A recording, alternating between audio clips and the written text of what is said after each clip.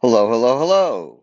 In this episode of What's the Big Idea, we're going to be talking about center of mass. That's a concept which, if you'll forgive the pun, is central to our discussion as we begin to move beyond systems consisting of a single particle to systems that are consisting of many particles. Just about everything of interest in the world, of course, consists of many collections of particles.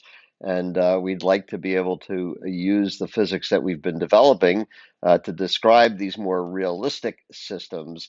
And that's where the center of mass is going to come in very handy. This photograph that we're looking at here, it may look familiar to you. This is a photograph that graces the homepage of the Physics 107 course website this term.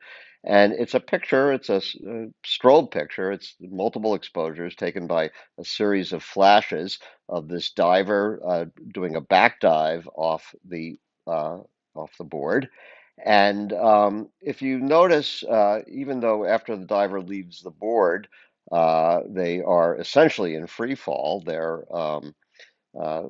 really the only significant force the diver feels while they're in the air is the force of gravity. And yet, if you focus on one particular part of the diver's body, let's say their feet, it doesn't quite look like it's going in a nice parabola. If you look at the feet, they're sort of head off one way and then they start going the other way. So, clearly this idea that objects in free fall travel in parabolic trajectories is not quite true, at least for the feet of the diver. But we will find out that there is a special point on the diver known as the center of mass that does follow a parabolic trajectory. And I should give a shout out. This photograph and one of the other ones on the course website, it's not just an ordinary photograph, or at least the photographer wasn't just an ordinary photographer. The photographer of this and other stunning images was the late but great Harold Edgerton, Doc Edgerton, an MIT professor who for many years blended art and engineering technique to capture amazing photographs of objects in motion. He did this starting a long time ago. He started teaching at MIT in the 1930s and was a professor there for about 50 years. And he was beloved by generations of MIT students. And you can see from the equipment here, it doesn't look all that modern. It was really state of the art at the time that he was taking these photographs, though. And this is a famous one. This is a using a short flash from one of these strobes to freeze the moment that a bullet exited after it had gone through an apple. Quite stunning. A beautiful mix of art and technology. But I digress. Let's get back and dig in to center of mass. So far we've been considering systems consisting of single particles, and central to our discussion has been Newton's second law, which allowed us to predict the acceleration of that particle in terms of the net force acting on the particle and the mass of the particle. Or we could equally well write this as dv dt, the rate of change of velocity of the particle is just determined by the net force acting on the particle divided by its mass. But now, if we begin to consider systems that are collections of particles, so you have some system and it has a bunch of particles in it, and the particles might be heading off in all different directions, have different velocities, you immediately see there's a problem in trying to apply this form of N2, because, the velocity of what? If you say or the acceleration of what, everything in the system has a different velocity, potentially different accelerations. So it really isn't even at all clear how to apply uh, Newton's second law to a system of particles. But not to worry, here is where the center of mass will prove to be handy.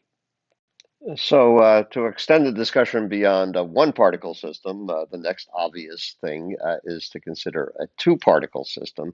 And that's actually going to capture the main idea of what we want to capture going forward. So, imagine we have a system consisting of just two particles. each of different masses, mass 1 and mass 2, and located in general at two different positions, R1 and R2, and moving at any point in time with velocities which are not the same in general. So mass particle number 1 moves with velocity v1, and particle number 2 moves with a different velocity v2. So that's our system. And I can write the total momentum of the system. We'll use, as Wilson does, an uppercase P to talk about the total momentum of the system is just going to be the sum of the momenta of the two individual masses, which I can write as m1 times v1 plus m2 times v2, or if you'd like, m1 times the derivative of position vector number 1 with respect to time. That's what v1 means. That's dr1 dt plus m2 times the derivative of position vector 2 with respect to time. And as you know from your calculus class, the sum of some derivatives is equal to the derivative of the sum. What do I mean by that? It means it's perfectly legal to rewrite this last line as the derivative with respect to time of m1 times r1 plus m2 times r2, like so. And now, with one more unquestionably legal step, I can rewrite this as m1 plus m2 times d by dt of m1 r1 plus m2 r2 divided by m1 plus m2, right? Because all I did here was to both multiply and divide by m1 plus m2, and that's just multiplying by 1, which is legal, of course, doesn't change anything. And now this quantity in parentheses, that is the quantity that we're going to give a definition to. We're going to call that quantity in parentheses the location of the center of mass of the system. We're going to call it R sub Cm. And by definition for this two-particle system, R sub Cm is M1 R1 plus M2 R2 divided by M1 plus M2. And what you can think of is the center of mass is really a weighted average of the positions of the two masses. So it's weighted by their relative masses. So the center of mass is going to be located somewhere on the line connecting position 1 and position 2, and it's going to be closer to the bigger mass. That's what this weighting factor does. Okay, so with that definition, we can rewrite the total momentum of the system is just the total mass of the system. M1 plus M2 is the total mass of the system, which following Wilson we'll call big M times the time derivative with respect to time of R sub Cm. Or in other words, the total momentum of the system is equal to the total mass of the system times the velocity of the center of mass. Because the rate at which the position of the center of mass is changing is, of course, the velocity of the center of mass. So, pleased to notice, even though we have a multi-particle system, we've found a way to express, rather, the total momentum of the system in terms of something that looks very, very similar to the way that we define the momentum of a single particle. It's just the total mass of the system times the velocity of the center of mass of the system. And if we differentiate both sides of this equation with respect to time one more time, the time derivative, the rate at which the total momentum of the system changes, is just the total mass of the system times the time derivative of the velocity of the center of mass, which is, of course, another way of saying that is the total mass times the acceleration of the center of mass. Okay, so far everything here has really just been definitions. Newton's second law enters in, and this is a proof which is given in the Wolfson text. I'm not going to take the time here to do it, but basically you can show that the rate at which the total momentum of the system changes is determined only by the net external force acting on the system. Because of the third law, the internal forces uh, don't have any effect on the total momentum of the system. So we can write finally that the net external force on the system, or the force coming from the surroundings, that's equal to the rate at which the total momentum of the system changes, and that's equal to the mass times the acceleration of the center of mass of the system. So here's the key point. When we write it this way, this looks exactly like Newton's second law for a single point particle. And what the implication of that is, even though we started with a system of particles that were moving with different velocities and had different masses, if we're willing to focus just on the movement of the center of mass of the system, it's going to behave exactly the same as if we had a single particle of total mass, big M, located at the center of mass. So everything that we've done so far, focusing on the behavior of systems of single particles, we can make use of a lot of that if we're willing to just focus on what's happening to the center of mass of the system.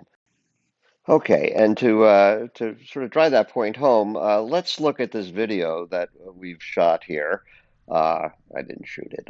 I found this on the web. This is actually filmed at MIT. It sort of looks like this is somebody who might be from MIT.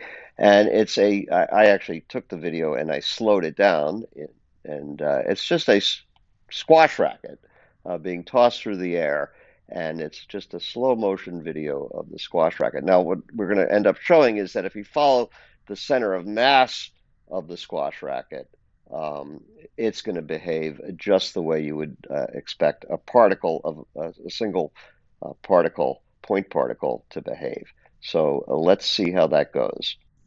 So where is the center of mass on this squash racket? It's right at this little orange dot here, and we'll do an example in a worked example shortly about how to locate the center of mass of objects. We've said it's a weighted average of where the mass is. So there tends to be as much mass on one side of the center of mass as the other, and that's believable for the squash racket, that there's as much on this side of the handle as there is on this side. And because of the symmetrical nature of the squash racket, it's located, there's as much mass above it as below it. So that's the center of mass. And you can locate the center of mass, by the way. It's the point at which you could balance on your fingertip the object. So if you held your finger right under that little orange dot, you would be able to balance that squash racket. Okay, so we're going to try to record the motion of two different points on this tossed tennis racket. One is the end of the handle when it's in free fall. So I'll mark those points in green. I'm going to play for a little bit, and there we go. It's in free fall now, so I'm going to mark the handle, let it play a little bit, mark the handle again, keep going. And every time I stop, I'm going to put a little green dot. And notice that the pattern that we're getting looks pretty crazy here. Let it go a few more times. There we go. This is kind of fun. One more. Okay, so those green dots represent the pattern traced out in space by the handle of the tossed tennis racket. Now let's back up. So we've rewound a bit. Notice there's this little orange dot, and that locates the center of mass of this tennis racket. So once it gets into free fall, I am going to mark in red marker the location of that center of mass point, that special point, at different time intervals. So let's get started here. Okay, so the tennis racket has been tossed, so I'm going to put a red mark right on where I think that center of mass point is, and then I'll let it go a little bit, and I'll mark that point again. And again, keep going somewhere right around there. Just like that. And notice what a nice smooth curve we're getting. And what shape do you think that curve is? It is, of course, a parabola. So the center of mass of the tennis racket, or whatever this is, squash racket, is moving in a perfect parabola, uh, just like we expected. So that's pretty cool. And that's it for this episode of What's the Big Idea? Hope to see you again soon. Bye bye.